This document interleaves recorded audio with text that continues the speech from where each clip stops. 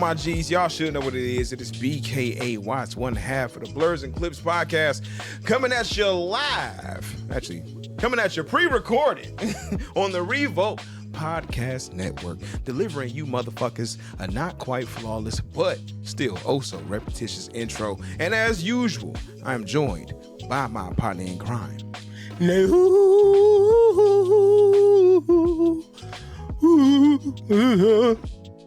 Yeah, baby, still worried with Invicatron, but just spent my whole paycheck. All right. Okay. Hey, me. Slowly decrease the volume as I give it to him in my smooth, sultry voice. Smoking a fat sack. You already know. Coming at you live from W Balls. We about to go downtown, bitch. Right here on 187.4 on your FM dial. If you're looking, that's W Balls. You feel me? Listen. There's so much going on. There's so much to do. There's so much to talk about. These McNuggets are not for me. I think they have no taste, but shout out to the cooks that prepped them at that McDonald's. All right, that was cheesy as fuck. Anyway, move on. Move the fuck on. Fine. Well, you niggas should know what it is. It's Blurs and Clips, your TV, movie, video game, and whatever the hell else we feel like talking about podcasts, because it is our show. The one thing I promise you niggas we will not be talking about until Project 2025 is you niggas mixtapes, because y'all can't motherfucking rap, nigga. Trust me. I did the test. I did the data. I have the facts. You niggas can't rap. Okay? You're good people, black people, but not good rappers.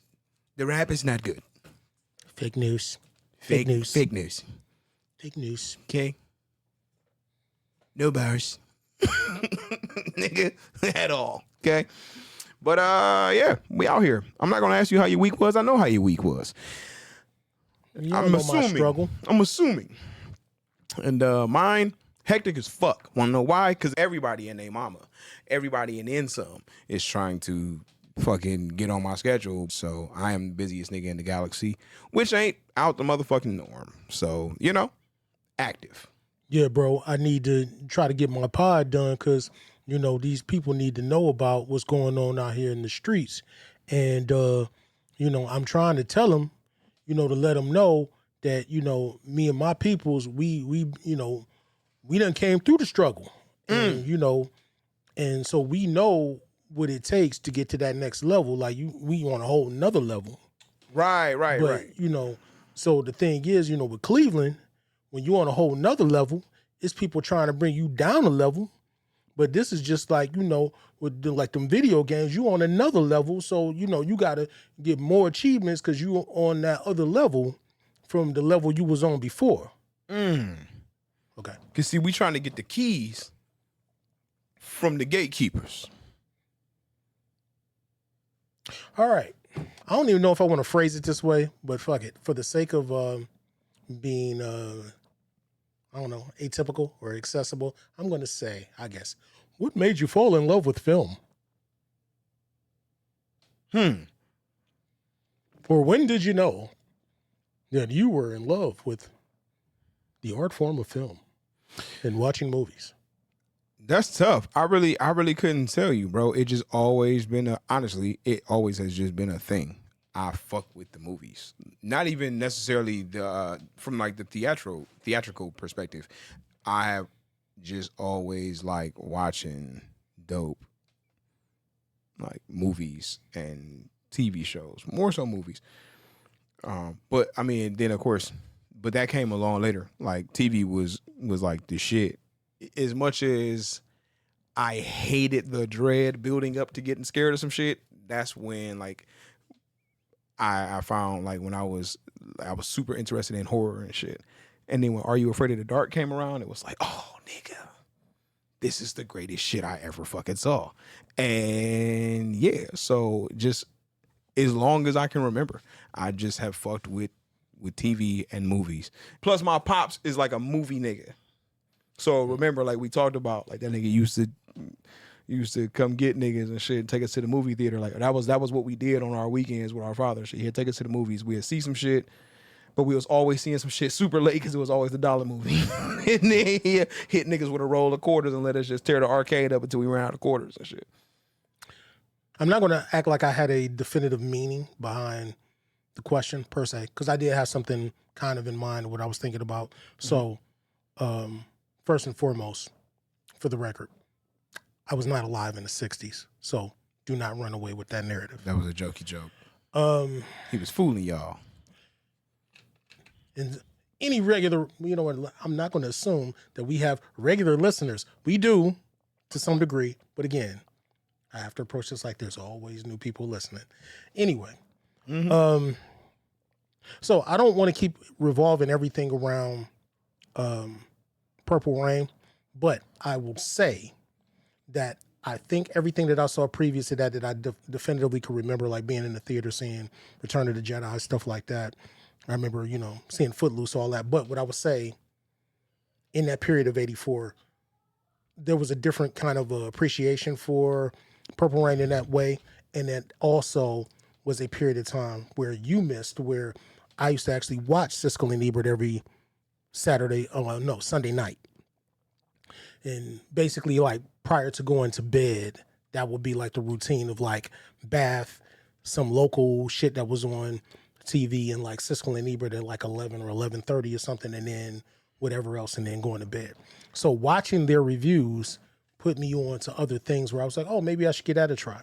So I would say when I got to a point of really appreciating and analyzing deeper, it probably came somewhere around that time when I was like 12, 11, or 12, 13 or so, when I remember them talking about A Clockwork Orange, Stanley Kubrick's A Clockwork Orange, for any of you who do not know. However, I watched the fuck out that shit, and I genuinely don't remember why or how. Well, that's why I watched it, because the clip that they showed was the first clip when they were in the milk bar, and when, damn it, I can't remember any of the character names, but when Malcolm McDowell's character hit the dumb motherfucker across the legs with his cane, I thought it was a slapstick comedy because that shit was funny to me. So I chose to then ask my mother to rent that, and then that just went along with so many other things of, you know, renting and then really getting to analyze what so-called, you know, film was from that more artistic perspective, and not just everything being about it being entertaining. Because, I mean, obviously you got older stuff when you talk about Hanna-Barbera and all that shit, and Hanna-Barbera was kind of hit or miss to me depending on what it was. Like, that's a whole other rant. I'm not about to go into this. But cartoons are cartoons, and as a kid, yeah, you're going to enjoy whatever. I remember watching a whole bunch of shit on Saturday mornings. Saturday morning cartoons, for you young motherfuckers don't understand that. There wasn't a point where there was 24 hours of cartoons. You could just watch shit whenever the fuck. You had to watch it when you got a chance, which was right before school, right after school, and then you had Saturday morning and limited Sunday morning in some places where you could catch like a few Looney Tunes shits, and then you had virtually nothing to watch. And y'all wonder why we used to be holding so much whack shit from that was probably originally made in the 60s and 70s that we watched in the 80s, because we ain't have no fucking option and no shit. But anyway, I digress. But yeah, getting, you know, cartoons are cartoons, and that's one thing. And I didn't even really get appreciation for further things beyond that until, like, I remember Siskel and Ebert did a review for Akira. And that was like one of the first introductions to like feature-length anime that wasn't already, like, we had plenty of anime in the same way that we do now, where you get stuff brought from Japan and then it gets produced for English, you know, speaking folks, and gets redubbed and everything. Because, I mean, we had, you know, Speed Racer for what it was worth and all kinds of old shit. Robotech. It was crazy because in my mind, I never put two and two together that like Speed Racer was some foreign shit. Yeah, Speed Racer definitely was like some 60s Japanese shit. And they used to have before that, I think it was, damn, I can't think of what. That shit makes so much sense now. Not Astro Boy, but it was somebody else that had some shit. Oh, Big O. The Big O no, not Big O. They were Gigantor. That's what it was. That was one of the first like mech robot cartoons that was made in like early 60s kind of shit that got reruns, at that point in the 80s and everything that we thought was cool. So like between that and Battle of the Planets, which was originally Gotchaman or G-Force or whatever, like all of that stuff is what carried over. So like I was exposed to that, but like Akira was that first thing that was done where it was dramatic and had the action and the fact that everything was all hand-drawn cells. And again, it was critically acclaimed in that way. So I think from that point, being in like 12, 13 is where I started to appreciate film in that way of saying I can get entertainment out of this, but then I can also view this from the perspective of critically and seeing how some things that were supposedly classics were classics. And I kind of got it with Clockwork Orange to a degree, but I mean, again, there was some parts of it, especially toward the end, where it was like I was a little lost on it. But again, I was like 13 when I watched that shit. So, you know what? I think I was too, because I'm over trying to I'm like, how the fuck did I get exposed to that shit? My stepfather had me watch that shit. Like I felt like a lot of the adults in my life like put me on to like some of their favorite joints. So I definitely can say that I started out like TV fan, like cartoon fan, and then that shit eventually like became like real heavy movie fandom. And cause like I'll never forget misunderstanding that Scorpion King was not like the way that they were like advertising it along with the Mummy and shit. They were advertising it as if it was like Scorpion King was a part of the Mummy movie, like with the Scorpion King or whatever. So I'm thinking that it was like a part in the beginning or like some kind of like intro or like a short that was gonna be in front of it. So yeah. I had that confused, and I was so like the day that my parents was taking me to go see that shit, I was trying to drag them out the house so bad, like I'm gonna miss the Scorpion King part, because I was super the Rock nigga was like that was like the peak of like wrestling fandom. So I'm like, I don't want to miss the Scorpion King, nigga. We gotta go. So like we went, and it was like, wasn't no Scorpion King. So I thought I thought I missed it, and then came to realize that it was a whole separate movie on its own that was coming out later and shit. Like, and it was ass. It was like, mother. I never even saw it. Congratulations. Yeah, no, I wasn't doing that shit. Like I knew, just I wasn't that convinced on. Like I was convinced enough on Rock where I was enough of a fan during the Attitude Era where it was like, oh yeah, I was looking forward to it and seeing the Mummy 2, but Scorpion King didn't look interesting enough for me to be like, yeah, I'm going to watch this. I think I probably saw it on cable, but like I didn't pay it enough attention to really say I watched it. Yeah, I feel like I used to watch more movies at home than I did in the theater initially. Mm-hmm. And then as soon as I was able to opt to go to the theater, then I was all in from there. Because I like to see shit like immediately, especially when we got to the point where people started spoiling shit. Just like in like the real world, like niggas was seeing shit the week it was coming out, and then you going to school on Monday and shit, and niggas is telling you everything about it. Like that was when spoiler assholes came out. It was like, you motherfuckers, like middle school type shit, high school. Like, damn, this some bullshit, nigga. If I don't go see it on the first weekend, I low key can't go to school on Monday. Like, nigga, that was fucking up the game. So I definitely started with that shit. Like I said, seeing shit that I shouldn't have been watching made me into a fucking horror fan.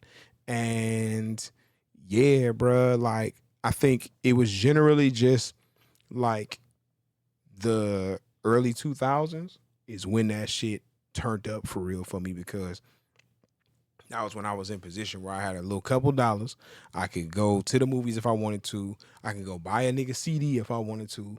And that's when I dove super hard into both movies and music, was like early 2000s, like basically going into high school was when I got super heavy into both. I learned most of the shit that I know and knew about music at that time. I didn't know fucking nothing before that, bro. And a lot of movies and shit I didn't know.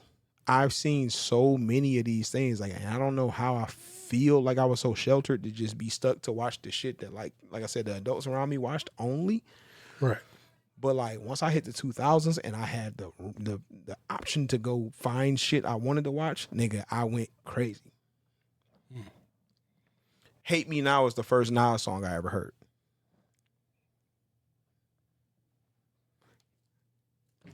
Okay. Feel me? Like nigga, it was like that. And I didn't realize it was Nas. I just knew it was some nigga on a song with Puff Daddy. So in my head, it was Puffy's song with some nigga rapping on it.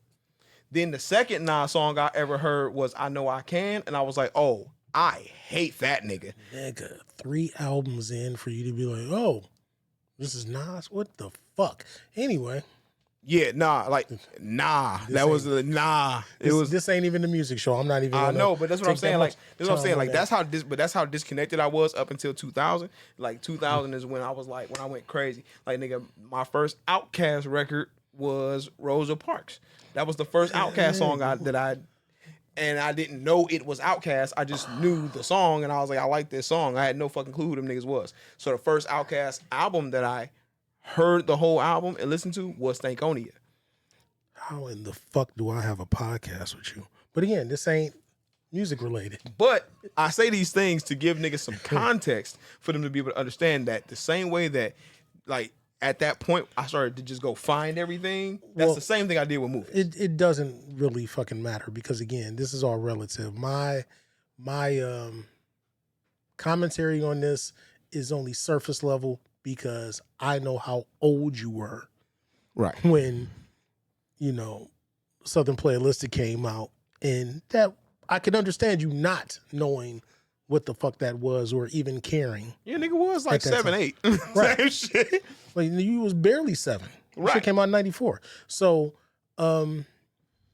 yeah, so I get it. That's why I'm saying like it's with a grain of salt. Cause I mean, again, you would only been 6 when fucking It Was Written came out. So for sure. Yeah. Understood. I mean, I guess it's not much different than being around and not understanding Parliament and Funkadelic albums. Basically the same shit, except it really was. I mean, because a lot of people don't understand that or try to figure out what the difference is. Like, I can tell you, basically, the difference between Parliament and Funkadelic is only the fact that Funkadelic, upon its initial inception, is way more rock heavy. It's way more guitar heavy. Parliament has way more horns.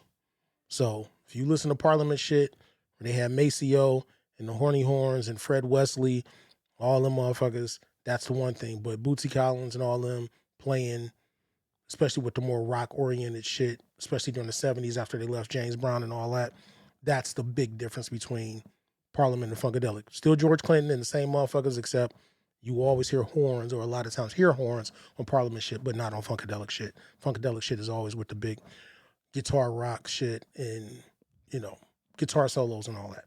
So it's the same thing as like looking at those album covers and not really getting it and never understanding or even putting it together with my parents listening to Flashlight or no shit like that. And then once I got older, years and years past that, and I'm starting to look at the same album covers and be like, this is some weird shit, but then I'm listening to it, then I was now introduced to it and understood it a lot more. Plus the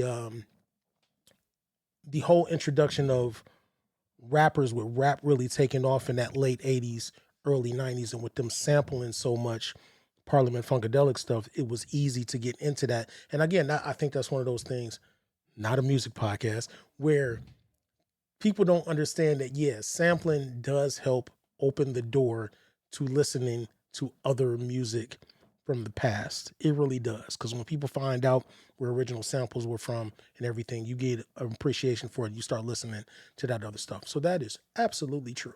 But yeah. So I get that same thing with film where it's like you weren't exposed to it at that point. And I think I'm only at that point now for me where maybe some years ago where I started watching older stuff, like when I went back to watch Taxi Driver and all that shit. Like I wasn't alive when Taxi Driver first came out. But yeah, I went to check out some of that older Scorsese shit just because it's like, oh, let me see it now to see what people were talking about. I never watched Citizen Kane and no shit like that. Like I don't think I can do it, or I'm not really trying to watch Lawrence of Arabia. Lawrence of Arabia head ass Casablanca, niggas. none of that. Like, Nah, I don't think I can do it. But I ain't got it. yeah, I get it. So it makes sense from that perspective. Nah, and it's a lot of old shit that I really I don't know that I do and did fuck with. I think that my mental reach for dealing, like tolerating, like what advancements didn't exist yet, probably stop in the like mid 70s, early 80s, somewhere around there for real. Because I can't really think of too much shit that I went back and tapped into prior to that. Because what the fuck was Halloween? 79? 78. Yeah. So like I could fuck with some shit back then. I could fuck with like some Night of the Living Dead, you know what I'm saying, Dawn of the Dead type shit, like way back, like that kind of shit. But that's also because of like my horror bias. But yeah, I can't fuck with a lot of, like, it's not a lot of shit that I think that I would go reach back and watch and shit. I definitely ain't trying to go reach back and watch Lawrence of Arabia and all of that shit. It's just not happening. But I went crazy into 90s joints. I went crazy into 80s joints. And I did the same thing with music, and it all happened in like one wave. And like the one thing that was like a combination thing, which is so fucking poignant, that stands out with you saying, like, talking about sampling and shit. When Puff did when Puff did Come With Me for the Godzilla 2000 soundtrack. Oh, you're talking about for Cashmere. Got you. Yeah, right. So that right there, so they get like it was like a big thing. They premiered that shit on TRL, and so I came home from school that day, and it was like, it's a new Puff Daddy song coming out, which is crazy as fuck to think that like niggas rushed home to come hear a Puff Daddy song. It's wild as fuck. But nigga, like, this really happened. Nigga, so like nigga got home and shit. Nigga, we watching fucking watching Carson Daly, nigga, count down through the NSYNC videos and shit, nigga, and fucking this new song premieres, world premiere head ass and shit, and nigga, it's this fucking Godzilla soundtrack record, and I'm like, yo, this beat crazy, nigga. I was losing my fucking mind listening to that shit, and it was ass as fuck. But you know what I'm saying, they just put the telephone effect on that nigga voice and shit, right. And that nigga was just talking. It was a but as soon as it went off, I'm like, I can't wait till that come on again tomorrow. It's gonna be crazy. I'm gonna call and vote that shit up. Like, I'm going wow. My stepfather walks in the fucking, and he walks out the room, and then literally, nigga, the fucking guitar riff start blasting through their speakers and their entertainment system in their bedroom. And I'm like, how did you get the new Puffy song? It just came out 10 minutes ago. I'm going crazy, nigga. He like, that's not fucking Puff Daddy. Like, and that's how, nigga, that's how I officially got introduced to sampling. I'm like, wait. So you could take a song and make a song? Like, what is happening? Blew my fucking mind. That is the moment that sent me fucking down the unlimited rabbit hole of sampling, nigga. That moment right there. The fact that he went and played that shit right there on the spot blew my mind so fucking bad, nigga. And it made me want to go see Godzilla bad as shit. And that shit was ass. Fuck you, Ferris Bueller. What the fuck did he do? Starred in it. So what, nigga? He didn't write it. He didn't direct it. He was there. I don't know who directed it. That's why you know who directed it. Do I? The same niggas that directed fucking Independence Day, 2012, The Day After Tomorrow, all them fucking disaster flicks. Fucking Roland Emmerich and Dean Devlin. Damn, that was. Yeah. Yep. Because remember, Independence Day came before. Well, it was Stargate, Independence Day, Godzilla, and then the rest. They made fucking, oh my God. Like, it was like, them niggas low-key ain't had no excuse for the shitty graphics. But like, they was, I don't know, I think, unfortunately, like, the computer work, the CGI shit, like, late 90s into the early 2000s is probably like the worst shit, bruh. They did some of the fucking worst work. Again, we cannot have this. We can have this conversation, but we cannot have this conversation because again, I am of a different ilk where I feel like you niggas are spoiled. This is every bit of talking about today in technology and how everybody's used to certain levels of technology now, and then they're mad about shit that's not as up to date. So my point being is that I came up as a kid in the era of nothing but fucking green screen, blue screen shit, where it all looks terrible to a certain degree, and you just still had to use your imagination not being taken out of it. So these gripes with CG effects do not bother me in that same way. I get it, but it doesn't ruin the experience for me when I think about shit that I came up with. All right, so I'll say it like this, right? Granted, this was a combination of CG and practical. And also this was low-key like the God director. Jurassic Park is fucking incredible. Well, I knew you were going to go there and say Jurassic Park, but now knowing what I know now and thinking about the fact of it being the mix of practical versus the CG stuff. When I look at the CG stuff from Jurassic, now I can definitively tell. Yeah. And again, for 93, it was impressive. Looking at it now, it's still pretty good, but I can notice it now where I'm like, again, But again, that's still Steven Spielberg. Steven Spielberg got all the money in the world to make sure some shit gets done right versus whatever the fuck Roland Emmerich and Dean Devlin were dealing with at the time. Right. Because it's like when you get something like a Jurassic Park, it makes it that much more in 93. It makes it that much more frustrating to see some of them scenes and shots in Godzilla in 2000. And nigga, not just that. I think probably the worst thing that comes to mind CGI wise from that era would probably be, as much as I enjoyed the movie. But for the record, Godzilla was only 98. 98, for sure. I don't know why everybody just always says Godzilla 2000. There is a Godzilla 2000. I think that was one of the Japanese ones, but no, it's 98. For sure. Yeah, because again, Stargate 94, Independence Day 96, Godzilla 98, and then the rest. For sure. So 93 to 98, still low-key egregious. But Spawn. 97. Yeah, that's just super bad though. Well, definitely. And I mean, again, that's one of those movies that I remember. I saw it at the theater because I actually read the comic during that period of time. But yeah, I thought it was absolute trash. Plus, it came after it did come after. Or it came around the same time as the HBO series. And I remember that for nefarious reasons.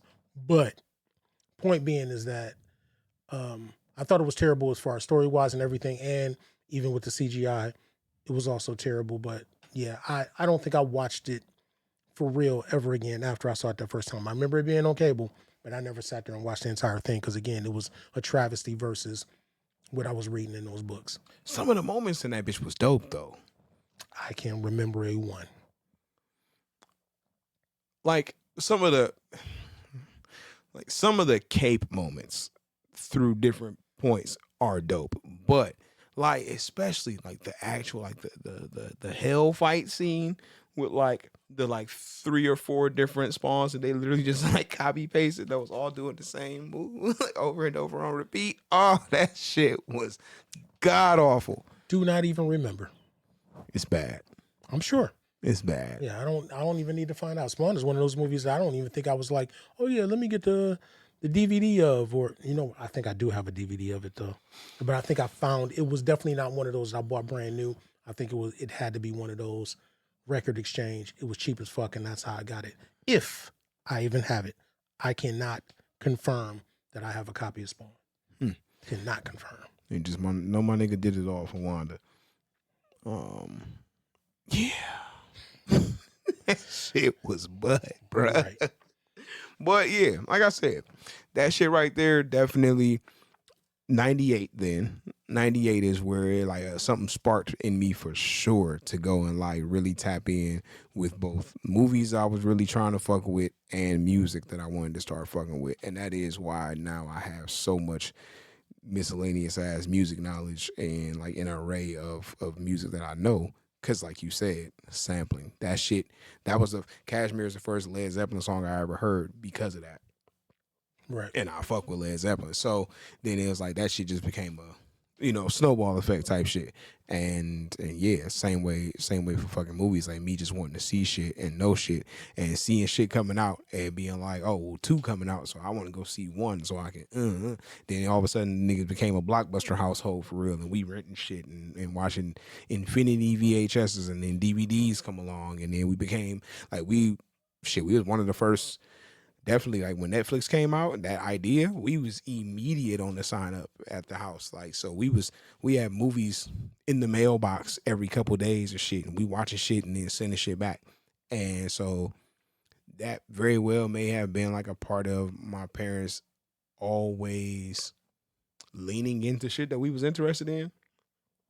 So I think that shit definitely helped, because something like the 2 things being Blockbuster and Netflix definitely afforded me access to a lot more shit than I would have had without them. Right. I mean, still in that same vein, that's why I was like that period of maybe 84 to 87, but again, I think it was a transition of noticing things more for quality of what they were and a deeper appreciation of film around that time, because by the time that RoboCop came out, RoboCop was one of those first movies where it's like, oh, it's an action movie, but I could see there was a certain layer of quality that was there, that it was a bit more subversive than you would normally think. I remember as a kid seeing, wanting to go see and seeing fucking Raising Arizona in the theater. And I mean, you talking about that's an early ass Coen Brothers movie that, again, I'm looking at it from the comedy slapstick point of view, but looking at it with the lens and now of seeing how they did so many of their films and shit after that, they got known for, like, again, different appreciation for that, the actual craft of filmmaking and understanding how they could do things, and really looking at the way shots were set up and the way that a lot of things were done as far as how it was edited to give certain effects and things. Like, that's really about that time that I got into it. But what I was gonna say still is like you said, that early point from when my mother got a VCR in '85 and would start to rent movies. Like I said, I think Siskel and Ebert definitely had way more of an influence on opening my eyes to stuff, because I would still watch the whole show even if they weren't reviewing something that I cared about. It was just still making me aware of stuff, and then always asking her, hey, can you rent such and such? Or if I was there, getting some of those things that I had heard about for so long, and really starting to, gain that eye for, it's not just about what was entertaining. For sure, for sure. Yeah, nah, bro. I'm trying to wrap my brain around. It's crazy because it's like it feel like you can remember a bunch of vivid moments from particular shit, but it's just I couldn't tell you outside of, like I said, that Godzilla situation, or like like fucking with the mummy and shit. Like it was like little like moments like those, I guess, that really like started to kick that shit off. But like I said, once I just had the Reigns release, I just went crazy and just tapped into everything and shit. Never fucking went back, bruh. I just be watching shit to watch it. But I have so many aggressive, vivid ass memories of shit that I have no clue why or how I watched them and how I got hooked on them, and still fuck with them to this day. Like Steve Martin, Mixed Nuts. Ayo, no Diddy, right? You ever seen that shit? I don't think so. Okay. I vaguely know what you're talking about, but it's one of those that I don't know if I chose to watch it on video or if it was on cable. Like, I think I did not watch it though. I'm gonna homework myself for that bitch to rewatch because I ain't seen it in so long. But I don't know why that shit used to come on TV so much whatever fucking package we had, but I feel like I used to watch that shit all the fucking time. Also, a movie that I only saw late at fucking night when I feel like I wasn't supposed to be up. The Adventures of Baron Munchausen or some shit of the sort. No, it's exactly that. Okay, yes, nigga. I used to watch that shit religiously, my nigga.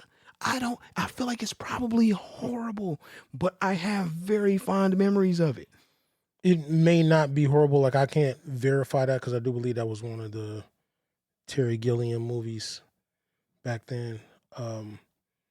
Because as a kid, I remember trying to watch it, but again, I don't think I actually really took the time to watch it like that. Right. Because between that and like, I think Time Bandits was him too, but I'm about to verify. For sure. But yeah, Adventures of Baron Munchausen, and I think like Time Bandits and shit like that was things that definitely used to come up a lot as during that period as a kid. But again, it looked like it was something that a kid would want to watch offhand, and then again, I didn't. I don't know if it could hold our attention because it really wasn't for kids, and I think that was part of the issue. Got you. So yeah, so I used to watch that shit on a consistent basis. Of course, I used to fuck with Drop Dead Fred. Edward Scissorhands, that right there was the first Johnny Depp movie that I remember him being in. Granted, I just never, I don't know, like in my mind, I never paid any mind to the fact that he was in fucking Nightmare on Elm Street, even though he was significant in A Nightmare on Elm Street. The first thing that I vividly remember Johnny Depp being in was Edward Scissorhands. Loved the fuck out of that shit. And I think I just generally fucked with Tim Burton as a whole. At some point, I like got off of that and was like, all right, this nigga, his shit be hit or miss. But like Batman, the first two Batman movies, me and Tim Burton was locked the fuck in. Edward Scissorhands, we locked in. And I would watch anything this nigga made. And then all of a sudden, shit just got weird. Okay, so that is a whole other discussion. I guess we're going to probably dip into a little bit. But yeah, for the record, though, I forgot about the fact that this nigga actually did shit like Monty Python and the Holy Grail. But no, I was right. He did Time Bandits and The Adventures of Baron Munchausen. Yeah, I'm definitely going to So like I said, I remember that as a too. kid, but again, I didn't know what Terry Gilliam really did or what his claim to fame was at that time. Mm-hmm. But then he got to be more notorious. All right, so again, the difference is, and I can understand, you weren't born. You weren't born. It's nigga, you crazy. Nigga, Pee-wee's Big Adventure is the ultimate. And I'm not gonna say it's the only, but it's still the ultimate Tim Burton movie for me. Now again, Pee-wee, or I'm sorry, not be disrespectful. Paul Reubens, Phil Hartman, all played a big part in that, writing that movie. But at the same time, what Tim Burton brought to that shit, absolutely thought it was the shit. Then you figure following that a few years after with BeetleJuice, to which again, I noticed the quirkiness. I thought that shit was dope. Batman was Batman. I'm not even really counting that in there. Edward Scissorhands, because again, it's a Batman movie. Man, but that shit was, but it still was. But it is not Tim Burton to the nth degree. No, I felt like 2 was more than 1. Right. But that's what I'm saying. That's why I don't count Batman. Sure. Batman is Batman, but it is not Tim Burton, the way that everything before and after. Oh, but 2 was so fire to me. That's actually my favorite Batman movie to this day. It is definitely not for me. Like I said, it had its moments, but I understand. Nah. Michelle, But then, like Michelle. I mean, that's cool. But again, Edward Scissorhands, going into Edward Scissorhands, I think was 90. It was something in 91. There was a few other ones around that point in time. But yes, I'm with you in the sense that I was with Tim Burton up until probably about the time that Ed Wood came out. And I know a lot of people didn't necessarily see that. But again, that's still going with more Johnny Depp shit with him. Again, I thought it was dope. But yeah, he lost me after that point. When he started getting a little bit more opportunities to do more mainstream stuff, that's where I really was losing it more. And then it's now compounded with the fact that I can't unsee the whole thing of like, yeah, I don't really have a lot of black people in my movies. And it's like, you know what? Didn't catch that until seeing you say it. And then now it's like, yeah, fuck that guy. I feel you. So yeah, yeah. There was that. What the fuck was it? It was like him and Johnny Depp just made a bunch of bullshit together, and it was like them niggas they couldn't recapture that magic from Edward Scissorhands. Like, well, I think everything was different because you can go to Sleepy Hollow, or Sweeney Todd, was so Dark good. Shadows, which Also- I didn't actually see. Also, but Was it the Through the Looking Glass shit? That was also another one with him. Yeah, I didn't watch any. Well, I didn't watch a bunch of those. Like I said, I didn't watch Sweeney Todd because I mean it's musical, so that's a no. Count me out. Right. But like I said, I fucked with Ed Wood, but again, Ed Wood was a bit more artsy in the sense that it was quirky for what it was, in black and white and all that shit, and a rough biography of Ed Wood's life. And I don't know that I ever saw it. I can't remember off the top of the head. Interesting. I'm gonna put a pin in that thought, but yeah. I don't think I ever saw that shit though. Wasn't it a movie about a nigga's apartment that came out back in like the 90s? Was it the 90s or the early 2000s? Are you talking about Joe's Apartment? Joe's Apartment. Oh my god, I fucked with Joe's Apartment. What to say? What the fuck made you randomly think of that shit? I don't know. I'm just thinking about all these miscellaneous ass movies that like used to like hold a near and dear spot in a nigga's heart, bro. Oh, because I know you were just thinking about 90s shit, and I was about to be like, oh yeah, 90s movies like True Lies. Actually, yeah. Hey man, listen. Like I said, there's a pin, nigga, in the goddamn motherfucking. Okay, there's a pin, nigga. But nigga, Warlock. Fucking loved those movies. I didn't see those at all. So that's crazy. I fucked with Warlock. Not just that, also Phantasm. But again, you fuck with a lot of horror shit, which is going to lead into a whole other conversation. No. But all I'm saying though is like, nigga, like I shouldn't have been seeing those. No. I don't think that that's necessarily true. Because again, I came up in the era of watching and renting every Friday the 13th and Nightmare on Elm Street movie when it came out. Well, actually, that's not completely true. I think I only saw the first 3 Nightmare on Elm Streets on VHS. Everyone after that, up until 6, I saw in the theater myself. I didn't see any Friday the 13th in the theater, but I remember watching all of those up through 8 on VHS back in the day, renting. So again, it was a staple of something to do, but again, I'm not going to say I was extra in love with the genre. Like I said, I liked Nightmare on Elm Street shit more because Freddy was more of a compelling character and getting some entertainment value out of that. But a lot of the slasher shit, I used to watch Jason do whatever the fuck he was doing, and I'd be like, yeah, I don't give a shit about this. And I think between other stuff, like me watching the first 2 Hellraisers, I watched probably Hellraiser 2 more than the first one. But I think that was like, I was a little bit more intrigued by the character designs of the Cenobites and just the idea of hell and all that shit at the time. But yeah, generally speaking, with just the pinhead design was just fire, right? And I mean, just with watching a lot of horror back then, again, it was like something I did, but I was never like, oh yeah, let me seek this out. But again, that is also another discussion for a little bit later once we get to some other things. And you have anything else to add to this? Because there's something else I wanted to touch on since we were almost kind of what's the word? Segueing over to something. No, not okay. Here. So since we were talking about Tim Burton, which we didn't discuss, so we obviously saw fucking BeetleJuice. Yes. I'm not gonna make this shit long. I don't even know how to intro it to even say like, hey, if you haven't seen BeetleJuice, well, BeetleJuice.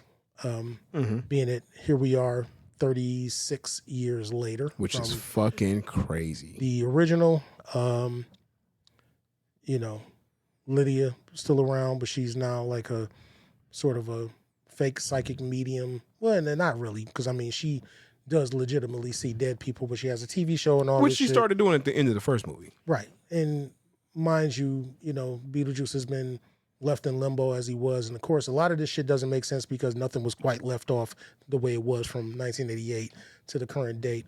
But she now has a daughter that has a dead father and is really pissed at her because of the fact that her father doesn't talk to her. She can't see him in the afterlife. And there's a whole lot of nonsensical shit that goes on here. Lydia's father is now deceased because you can't fuck with pedophile ass Jeffrey Jones. Right. Edit. Probably take that. No need to have to edit any of that shit. So edit. Just take it. So Lydia's father is dead, played by Jeffrey Jones, who can't be in the movie for many reasons that you should probably Google. But I'm pretty sure it still collects a fucking check. Well, based on them using his likeness, I'm sure they probably did Multiple Well, you know times. what? That's not necessarily the case. Not necessarily the case. Because if anything has taught us from Mark Hamill, Harrison Ford, and blah, blah, blah, and the likes, signing their likenesses off in the 70s for Star Wars, it does not guarantee that he's getting a big check for his license being used. It's possible, but I'm just saying, that is not a guarantee. I wonder if he would have, if they would have had that situation occur for Beetlejuice, being Tim Burton, just being like what they, niggas didn't know Beetlejuice was gone. And it's like, Beetlejuice is more cult classic than it was like actual box office smash from back then. So I don't know. I mean, it makes me feel like, but at the same time though, I wonder if there's some sort of loophole perhaps to the fact that they only used images and imagery of him from the original movie, because there was nothing there. None of the times that he appeared was an up-to-date image. Right. Of course. That's what I'm saying. But like I said, it's quite possible that he could have still obtained a check for this, even though he was not necessarily directly in it. But the way they handled it was very fucking clever to be and funny. Yeah, but fuck that guy. And I found out a piece of information today that answered a question that I had that we'll probably talk about off camera, that I didn't know how that whole situation also linked back to Paul Rubens, but that's another story. Okay, cool. So I'm not going to go through a whole synopsis for any of you that haven't seen it. Just understand that ultimately this was just a reason for them to do. Well, here he goes with the memorabilia. This was just a whole reason to get the cast back together to do another Beetlejuice movie. Michael Keaton was in it and fine. I'm just saying a lot of the movie didn't make any sense. So if you want to see it just to see it, you can. I'm not going to say that I didn't find it enjoyable at times, but there was a lot of fucking extra fat that could have been cut for unnecessary reasons. And a lot of things are just like, why is this? And there it is. It was what it was. So there's that. That's all I have to say about it. Like I said, and it had its moments of enjoyability, but yeah, go see it if you want to see that, or if you just wanted to see Beetlejuice again. Here's a more enthusiastic review.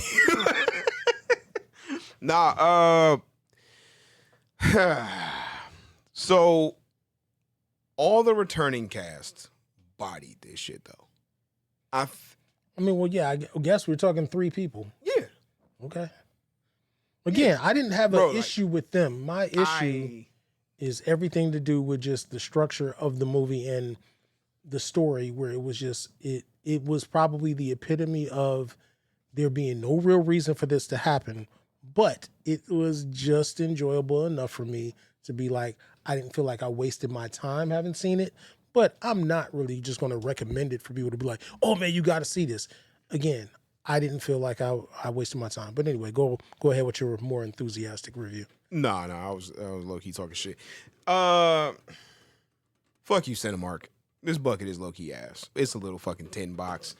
I got it because I thought it might be the best thing that they would come out with, and I was wrong, because the fucking Here Lies Beetlejuice gravestone popcorn bucket, nigga? Come on.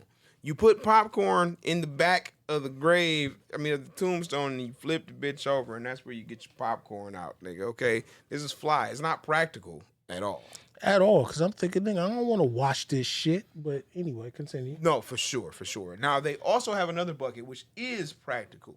It is a big-ass copy of the Handbook for the Recently Deceased.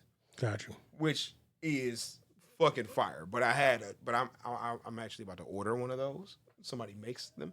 So I'm about to get one of those, a replica, and that's why when I had a choice between this and that, I was like, let me go ahead and get this joint because ain't no telling where I'm gonna get this again. Small sidebar. A couple of weeks ago, I did actually see there's a comic book store on the west side in Strongsville that actually has Necronomicons, but I was very shocked that the motherfuckers is $125. I'm not paying $125 for a Necronomicon, but I wanted one. If it was anything cheaper, I would have considered getting it. Did that bitch have like all the actual pages and shit? Yes. Oh yeah. Because I thought the way it looked like it was a, what's the word? Like a 3-ring binder. That's what I thought it was because they actually had one that wasn't in the box and it was sitting there, and I flipped and I'm like, oh shit, it's the actual pages, and I was just like, yep, but I'm not paying over $100 for this.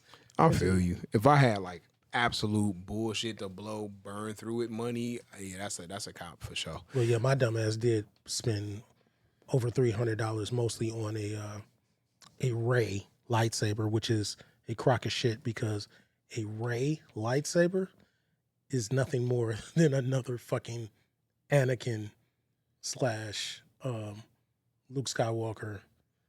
Yeah, I was confused. Lightsaber. Okay, for sure then. It's the same design. There's a slight difference to it, but yeah, it's basically the same fucking lightsaber from, I guess kind of A New Hope, Empire Strikes Back, and then thus coming back. Or, I guess like Anakin had it in Revenge of the Shit. Yes, that's exactly what it was. Yeah, but anyway, low-key, continue. low-key. Anyway, my bad. But yeah, so yes, 36 years later, they get back 3 members of the cast. Michael Keaton appears, does a little bit more time in this joint than he did in the original joint. Not a lot of BeetleJuice in either one of these movies, but you feel like the BeetleJuice moments that you get are really fucking good.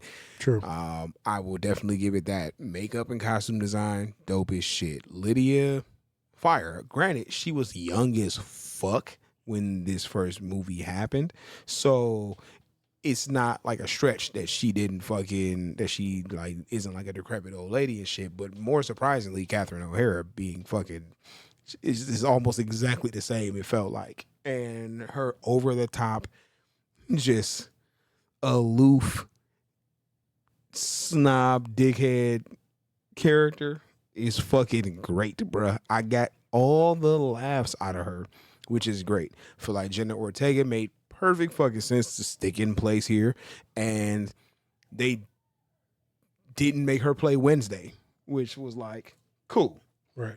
Because I almost expected that, hoped there wasn't gonna be that, but whatever.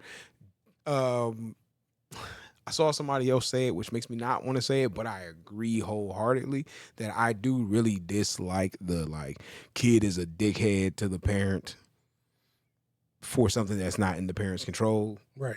Trope. That shit is whack. It's played the fuck out. But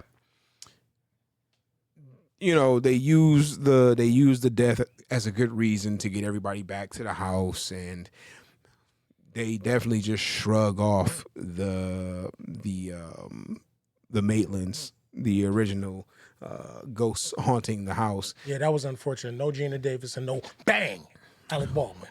That is fucked up. But I felt like they did a shitty shrug off, but at the same time, I felt like it was necessary unless they were going to fucking blow bank on the budget to de-age them because they're obviously old as fuck now. Only God can judge me. but because obviously ghosts wouldn't fucking age.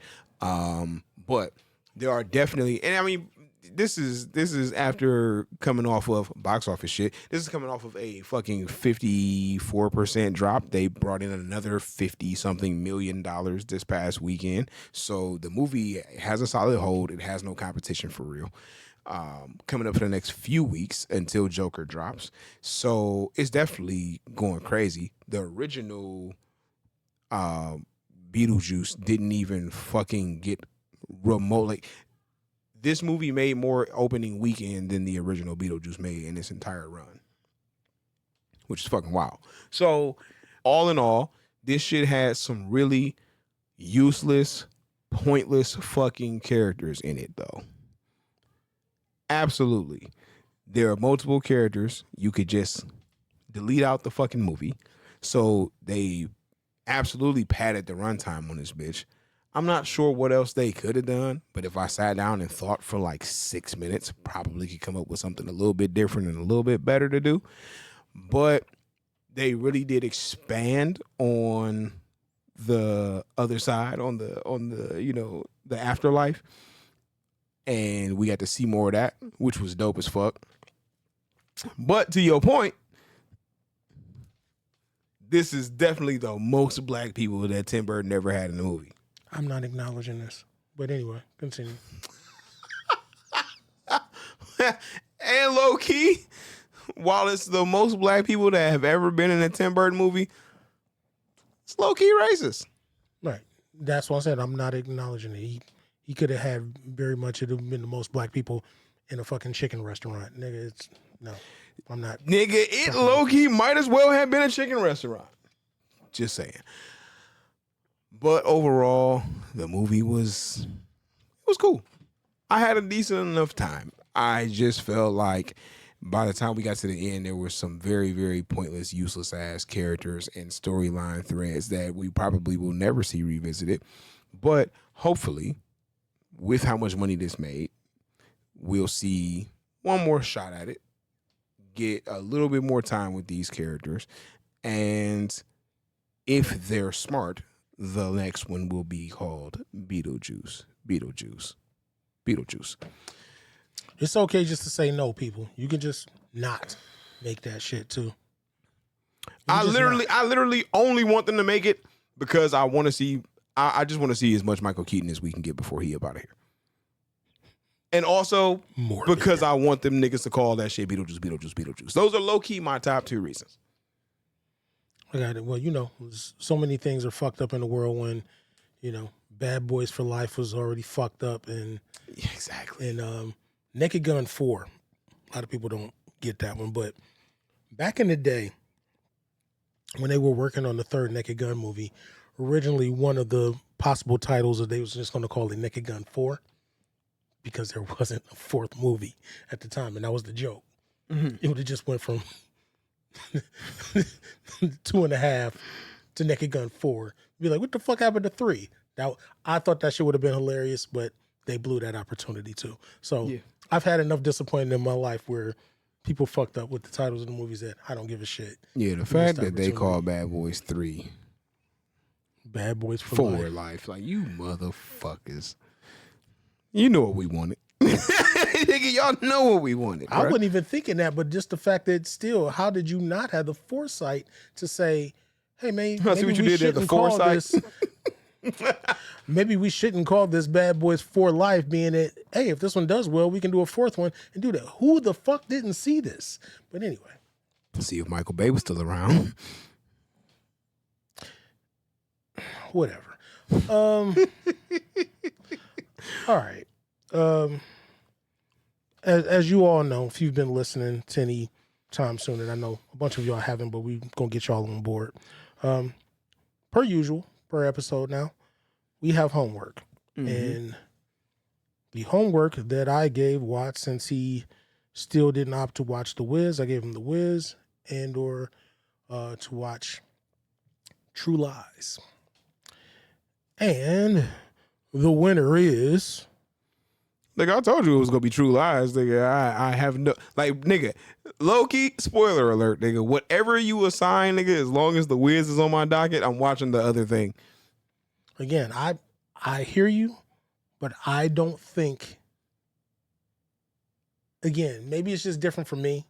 So you can't take on what I feel about that shit. And again, I understand it, but The Wiz is one of those few exceptions to where I would watch it for different reasons, musical and all. But it's one of those few musicals that I make exceptions for to some degree. Probably only that, and only other musical I could think of right off the top that I would make semi-exception for is like South Park. But when I went to go see that in the theater, I had no idea it was actually a musical. So I was kind of surprised.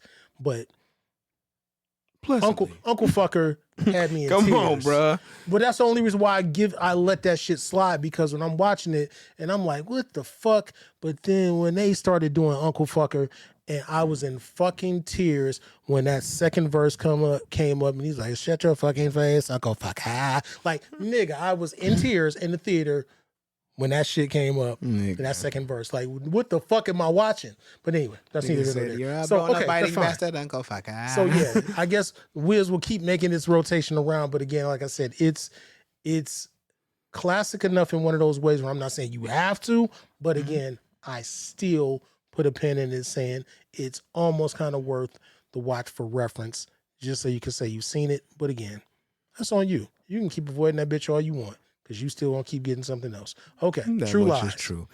So, here's my pen. Let's take that out of there now. Nigga, I have seen this fucking movie. You are the worst. Nigga, I'm sitting here watching this shit like, bruh, I watched again. So, nigga, now here we go. Nigga, another one of them shits that, nigga, I got sat down in front of the TV and watched so many times that as I'm watching it, nigga, it's all re-unfolding in my mind before fucking scenes are occurring, nigga. It's the first time I ever heard the word jihad, nigga. Like, and shit like that. Wow. Like, nigga, I'm like, yo, bro, this crazy as fuck while I'm sitting here watching this bullshit. I remember I'm sitting here watching it and I'm thinking like, damn. I remember thinking like that lady from Halloween could get it. Like, nigga, like watching through every fucking moment. So I'm low key like, damn, I sat and watched this nigga shit. You ain't, if you're not familiar, I mean, hey, you know who the fuck knows, it's been out forever and ever and ever, right? So you know what I'm saying? Watching this fucking 2.5 hour movie, I'm like, damn. It almost made me watch The Wiz, but there was enough of it that I truly didn't remember watching through for me to feel like, all right, fuck it, I'm doing the homework. But yeah, I almost felt like, yeah, because I've seen this and now I'm just adult refreshed type shit. I almost wanted to watch The Wiz, but I was like, The Wiz. Yeah, like I said, I don't think it's as bad. Like I said, I would almost be willing to watch it again, but I don't know when I would fit that in, and it would probably mostly run in the background. But I feel I'm almost itching to watch it again just because. No, I mean, you know, look, a nigga is gonna get to it eventually. When I guess the And thing you that don't it's have up to. against It's is just based on the rules. Is it ain't never going to leave the list, I guess, until you do. So whatever. It's fine. My nigga Arnold. My nigga was trying to keep his bitch from getting slid, man. That shit is fucking hilarious. Yeah, bro. I feel better about myself though, because I thought I just completely missed it. Again, I didn't understand how in the fuck you would have missed it. So, okay, I guess that makes more sense. It feel like one of them joints that probably my uncle probably done sat and watched with his ass on VHS more than likely and shit. So yeah, my assignment is knocked the fuck down. I tasked Vig. Well, hold on. Because even though you watched it, but still, you didn't really give an opinion on it. Oh, no, nigga. I thoroughly fucking enjoy this shit. At the same time, I am probably a fucking Arnold apologist, nigga. Like, for the shit that niggas probably hate the most, I didn't give a fuck. I love that nigga Arnold Schwarzenegger. So, for me, I just don't fucking, I just don't know how I didn't remember none of this shit. Yeah, it blows the fuck out of me, but I got you. But I mean, I'm not gonna say it's one of my fucking favorite '90s bangers, but It was never that. But again, I just didn't understand how you didn't see yet again one of the laundry list of fucking James Cameron movies that, for all intents and purposes, made bank and was critically praised in a lot of ways. Because regardless of the fact that he keeps doing the shit, I guess my only real gripe with James Cameron is this: I'm not on the Avatar bandwagon, but I feel you. consistently he has done what needed to be done time and time again. My nigga definitely has got yeah, busy. that's the point. It was like Titanic, even though Titanic is what it is, but yeah, I made the change. I made the transition on James Cameron when Titanic came, and then Avatar didn't help. Right. But anyway, continue. Yeah, I think I'm trying to think. I mean, there has to be James Cameron movies that I haven't seen. If I had to guess for you, you probably didn't see The Abyss, or I don't think that I did. yeah, that seems like something you would have not seen. Yeah, I don't think I seen that. But with True Lies, definitively in the fucking Because there's not a lot. Because I mean, again, we're talking about because he only did Terminator 2, right? no, he didn't. He Terminator is his creation. He drew that shit, wrote and directed. So yeah, so both like, Terminators. He's an artist. That nigga's responsible for damn near everything he puts out. He's writing these scripts and directing it. That's the other part. Like I said, unless you a conspiracy nigga and you think that black lady is that one black lady whose Instagram is mother of the Matrix and shit, right? Claims that James Cameron and the Wachowski stole her fucking story and made Terminator and the Matrix fucking 20 plus years apart. Yeah, because they always stealing from us, brother. Yeah, whatever movie he made in is either the 70s or the very early 80s, I don't remember. But no, he's only got Terminator, Terminator 2, True Lies, The Abyss. Actually, The Abyss was before that. Abyss was 89. Mm-hmm. Titanic, and then the two Avatars. Abyss was before Terminator 2? Yeah, Abyss was 89. No. I'm okay. Wait. So it was Terminator 2, Terminator Abyss. Terminator's 84. Abyss is 89. Mm-hmm. Terminator 2 is 91. True Lies. True Lies is 94. Titanic. Yep. And then like Avatar. Avatar. Damn. This nigga ain't really did. That's what I said. He doesn't really have a whole ton of movies, but every time he's come out, oh damn, I forgot. Fucking 86. Aliens. Oh my God. My bad. I was fucking up. Yeah, so yeah, 84, 86, 89, 91. What was Titanic? 95 or 96 or 97? I think it was 97, right? 97. It was close to the 2000s. Yeah. So that, like I said, yeah, he doesn't have a long list, but every time he's dropped. Every time a nigga come out, it is crazy. That's wild. Yeah, The Abyss was the only thing that critically it was known, but it made money. But I think The Abyss was the only one that teetered that line of not being the super box office success that all the other movies were. Yeah, nigga, and I watched that bitch on Tubi. I didn't even think about the fact that it being available on Tubi, but I knew it was easier to get because, like I said, I could have gave you a copy. That's one of the only movies I don't have a digital copy of. That kind of upsets me. But anyway. Yeah, no, that was the only thing that blew me watching it was catching ads, and that made that shit over 3 hours. I was like, God damn. Like Tubi ads at most is only a minute. Yeah. Okay. Well, whatever. But I mean, you know what I'm saying? It was all good.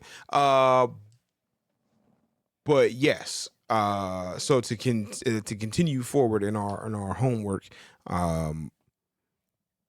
again, as a resident young old nigga, I don't remember what outside big to watch. I don't. Trash. This nigga is trash. Trash. So never denied that. What you assigned was still left in rotation was Talk to Me was in there. Well, yeah, see, you remember one. I'm trying to think of the other one. The other one was the shit that was on it was on Paramount, because that's why I was like, yeah, that ain't getting watched. The fuck was the shit on Paramount? It was some other fucking horror movie that you threw in there that I can't fucking remember. Well, I guess for any of you listeners, you need to go back to listen to the niggas gotta episode keep up. We or so can't. before this to remember what the other movie was that I knew I wasn't going to watch when I was like, oh, Paramount Plus? Yeah, I know what my answer already is. So, yeah, but then I said, yeah, I guess I need to start implementing F movies first. And I thought I was going to have to do that watching Talk to Me today. But like I said, I had already downloaded it. And so I just watched it on my laptop today while working. Okay. So just like last time, I'm always going to have to preface this because of your genre choice with a question before I get into it. Why did you want me to watch this? Yo, that makes me feel like there's a negative review coming, but bunch of no names, some very solid performances, a dope premise, and I feel like some real good practical effect work and so on and so forth.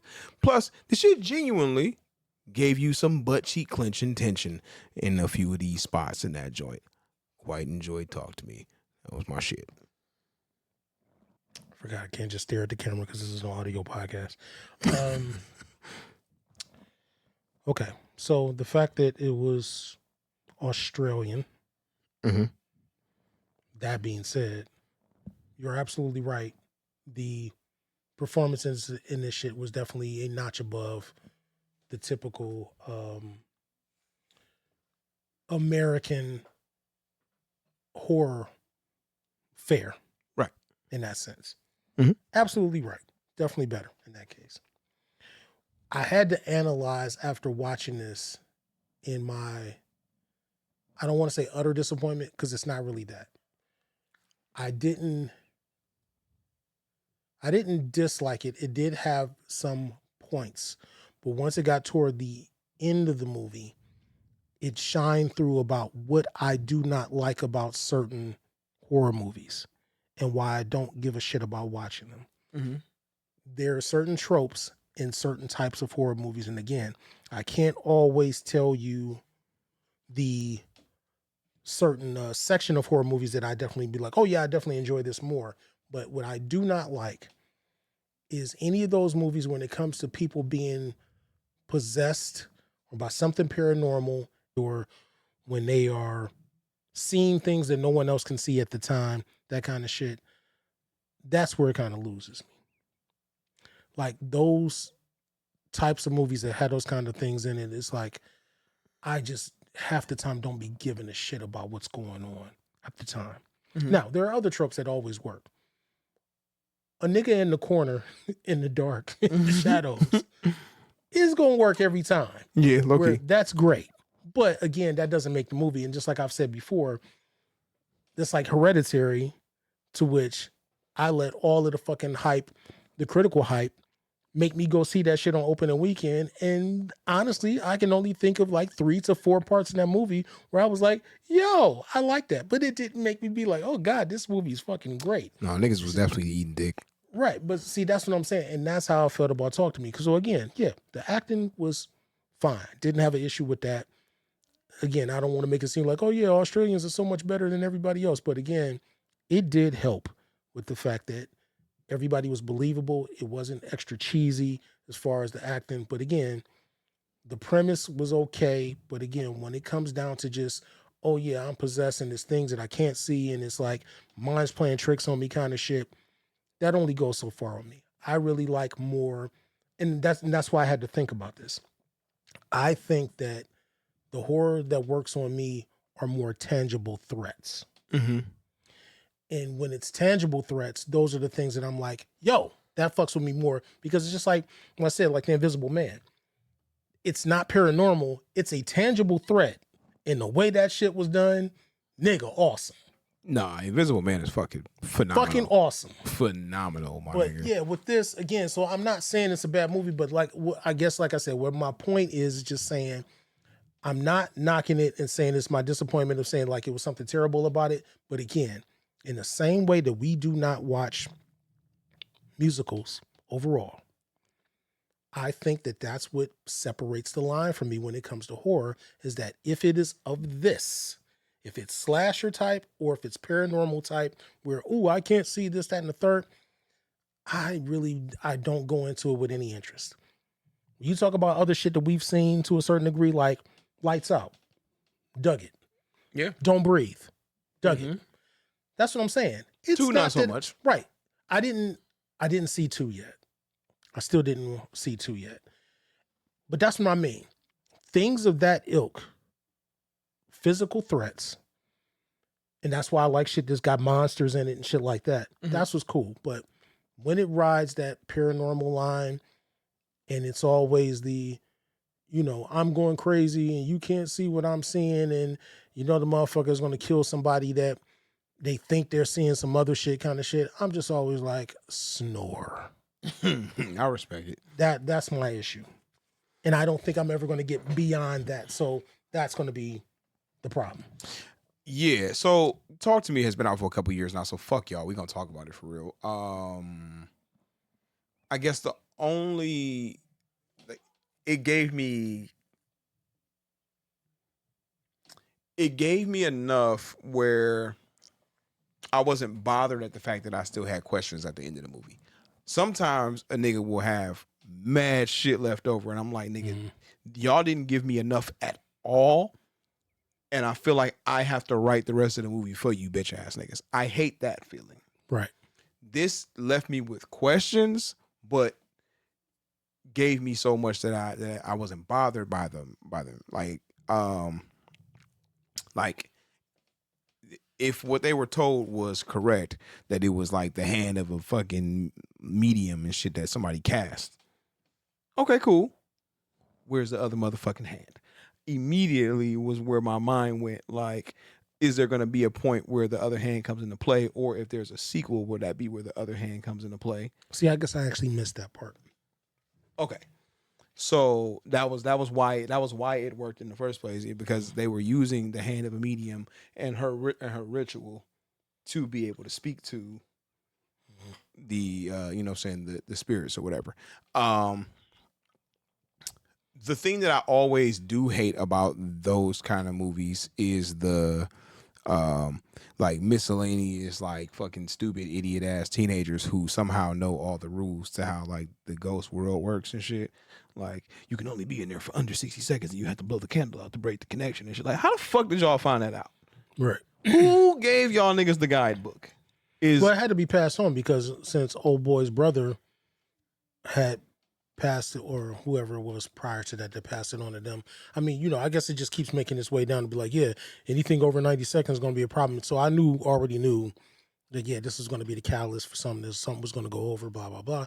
And again, even all of those initial scenes with them, doing the ritual and all that, like I said, it was cool. No, for sure. But I'm just saying, like, when there's that rule or that limitation, it's always like, what is the significance? Like, I would prefer if there was some sort of significance to that number. Like, the ghost is inside your body and shit. Like, ooh, 89 seconds, nigga. Hold on, nigga. I'm about to have you forever. Like, nigga, that's like, oh, nuts. He blew out the candle. Like, nigga, who writes those rules? Right. That's the part about it that I dislike.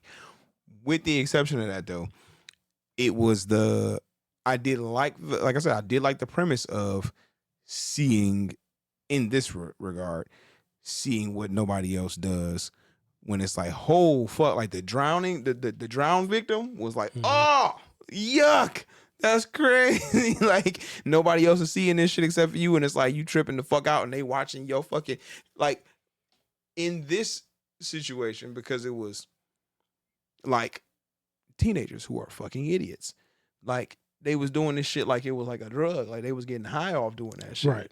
And that's the kind of stupid shit that teenagers would probably fucking actually be into if they got a hold of some shit like that. Well, I guess especially if you're in Australia, you ain't got shit to do but avoid fucking kangaroos and big ass spiders and shit. So. Exactly. But dangerous. Yeah, enough. And then I think I guess it was like once she overdid the time limit, then from there it was like, my question was, to a degree, was her mother ever there, or was she getting played the whole time? Also, I was wondering if her mother was there, when did she stop being there? I also was wondering, um, like when she got to the end and she like died, it was like, then you watching, technically she died, and then you watching like everybody else like go and continue on without her and shit. Then it's like, damn, like now she's on the other side of it and shit, and it's like, since she just experienced it from the living world, like, is that gonna open up an opportunity for her to like connect and communicate with the living side, to like, I don't know. I feel like those are the things that all lend themselves to the potential for a sequel. Maybe, but see, that's exactly that. When you get to that point, you're like, all those questions that you have. For me, when it's all those questions, I'm like, you know what? I don't give a shit now. I'm waiting for this to end. And that's how that last half hour to 40 minutes felt for me. Respect it. Well, with that being said, let's assign the next assignments. Okay, so you already got The Wiz still in rotation. Your assignment then would be that, or start to watch Fight Night, starring Kevin Hart and Sam Jackson, Taraji, and Terrence Howard, and all these motherfuckers on Peacock. So that's your assignment. For sure. And yours, good brother. Still the movie that you can't remember. Still the movie I can't remember. Oh, fucking Jesus Christ. Whatever it is. Like I said, you gonna have to think of that shit, because it was still within. I'm gonna go back to the last episode. It was whatever was in rotation of between Evil Dead Rise and no, because when you originally did that, it was Evil Dead Rise or Talk to Me, and then it was Talk to Me or something else that happened to be on whatever. Anyway, I guess you'll have to figure it out, and we'll have to let you folks know on the next episode. So what's the other thing? Or the first episode of Fear the Walking Dead. Okay. All right. See, and just like that with it, we're going to go ahead and wrap this thing up. You got anything else for the people before we shut this bitch down? This dick. Beefaroni on your head. I don't. There's not enough dick for all of you, or probably any one of you. So, no. We're good. That is funny as shit. Well, with that being said, hey man, look, make sure y'all tap in, tune in, follow your dogs. Of course, I am everywhere at BKA Watts. Bigatron 999. Yes, that has been another one of the episodes of the Blurs and Clips podcast, or our TV, movie, video game, or whatever the hell else we feel like talking about podcast, because it is our goddamn show. If you got questions, concerns, or comments, you can eat a dick, nigga, or you can send them over to us at blursandclips@gmail.com. Somebody may or may not ignore your email, and we'll get back in touch with you as soon as possible at our earliest convenience, as somebody would fucking say. And yeah, we'll catch y'all niggas on the next one of them things, man. We about there, bitch. Love, peace, and chicken grease.